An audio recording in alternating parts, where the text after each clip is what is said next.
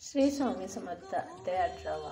श्री गणेशाय नमः. स्वामी सुताच्या गादीवर कोण नेमावा अधिकारी ऐसा प्रश्न सेवा करी करता ती समर्था ते तेव्हा बोलले समर्थ सेवेकरती असती सांप्रत परी काही मजला त्यात योग्य कोणी दिसेना. जेव्हा येईल आमच्या मानसी त्या समयी मोरपंखाशी अधिकारो नेमो गातीशी तुम्ही चिंता न करावी. मोरपंखा समर्थ म्हणती वेळोवेळा रात्रंदिवस तोचीचा मोठ्या मोठ्याने ओरडती.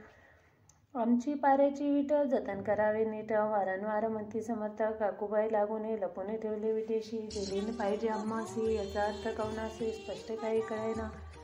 असो स्वामी सुताचा व्रता कोकणात राहत होता. स्वामी सुता मृत्यू पाहता वर्तमान कळले तो केवळ अज्ञान दादातायांचे अभिनाम त्याच्या शरीरी असमाधान कृश होत चालला. काकूबाईंनी तयासी आणविले आपणापाशी एके दिवशी समर्थाशी दादाप्रती दाखविले. समर्थ बोलले बाईशी 4 वेळा जीव घाले अशी आरोग्य येईल बाळाशी चिंता मानसी करू नको. त्याप्रमाणे बाई करता दादाशी झाली आरोग्यता. समर्थांची कृपा होता रोग कुठे राहिला. केजगाव मोगला इथं तिथे नानासाहेब भक्त त्यांनी बांधलेला श्रींचा मठ द्रव्यभूत खर्चिले. श्रींची आज्ञा घेऊन सत्य पादुका स्थापया मठात या कारणे अक्कलकोटी येतं दर्शन घेत समर्थांचे. ते म्हणते काकूबाईशी पादुका स्थापन करावशी तुम्ही पाठवा दादांशी समागमे कामच्या. बाई म्हणतो अज्ञान तशा शरीरी असमाधान त्याची काळजी घेईल पुन्हा सत्य सांगा मजला घे. समर्थ व्रत ऐकून म्हणते द्यावे पाठवून बाळा हे जरी अन्य तरी सांभाळत आहे अशी. समर्थ पुण्याची बाईशी बोलले त्यात आमचे काय गेले आम्हासे दिसेल जे भले तेच आम्ही करू की. शेवटी मंडळी सांगती दादाशी पाठविले की जी प्रती पादुका स्थापन झाल्यावरती दादा आला परतुनी. पुढे सहकार्यां सांगती त्याची मुंबईस पाठवती ब्रह्मचारीची आज्ञा करती याची स्थापना गादीवरी. दादा अशी करून गोसावी मुंबईची गादी चालवावी स्वामी सुताची असे द्यावी कपणी जोई निशान. ब्रह्मचारी दादाशी उपदेशी ती दिवसनिशी गोसावी होऊन गादीशी चालवावे आपण. दादा जरी अज्ञान होता तरी अशा गोष्टी करिता नकार म्हणची सर्वता नंद रुचे चित्ता त्याची. अपर ब्रह्मचार्यांनी पहिली खटपट करून शेवटी दादाशी मुंबईहून अक्कलकोटा पाठविले. समर्थाच्या समयाशी अन्या केली भुजंगाशी घेऊन माझ्या पादुक्याशी मस्तकी ठेव दादाच्या.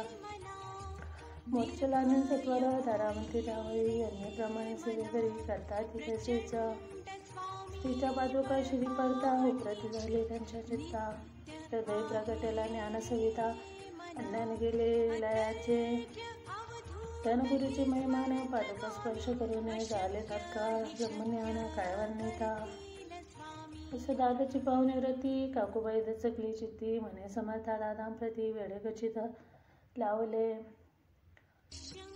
ती म्हणे जी समर्था आपण हे काय करता दादाची अशी ते ठेवता पादुकी काय म्हणून.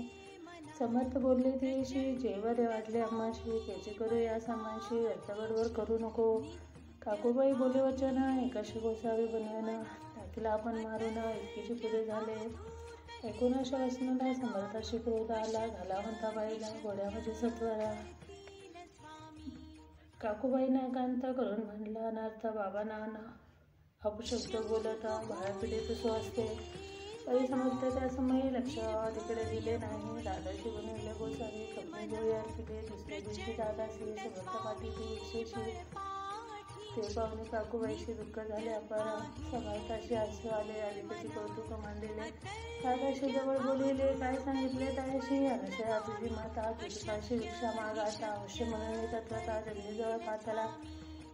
ऐसेबाईने पाहुणे क्रोधाधिष्ठ अंत करणे म्हणे तुझे हे करणे लोक अवते कारण. ऐकून मातेची उक्ती दादा तिच्या प्रती बोलती एक सुखे तुझ्या गमती माते आजपासून पिताचे. ऐकून वचन उदास झाले तिचे मन असो दादा गोसावे होऊन स्वामी तुझने रंगले. काही दिवस झाल्यावर मग आले मुंबावरी स्वामी सुताच्या गादीवरी बसून संस्था चालविली. इथे श्री स्वामी चरित्र सारामृत नाना प्राकृत कथा संबंध सदा प्रेम परिस्थित अष्टोमाध्याय गुढा शतस्तु शुभम भवतु. श्री स्वामी समर्थ महाराज की जय.